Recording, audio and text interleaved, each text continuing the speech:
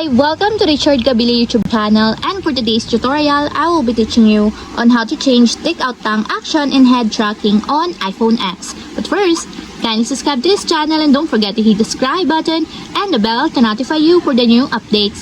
And let's start! Using your iPhone X, from your home screen first, go to Settings. Then in the Settings, scroll down and find the Accessibility and then tap. Then in the accessibility, scroll down again and go to physical and motor section and then tap the switch control.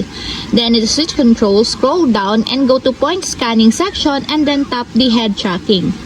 And take note that the head tracking should be enabled to activate the actions that you want to change. And then after that, in the head tracking, go to action sections and then tap the stick out tongue.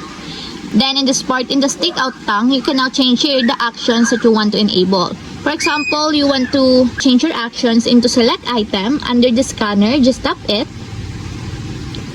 until there's a check mark on the side. And lastly, if you want to change your actions into app switcher under the system, just tap it also until there's a check mark on the side, just like this.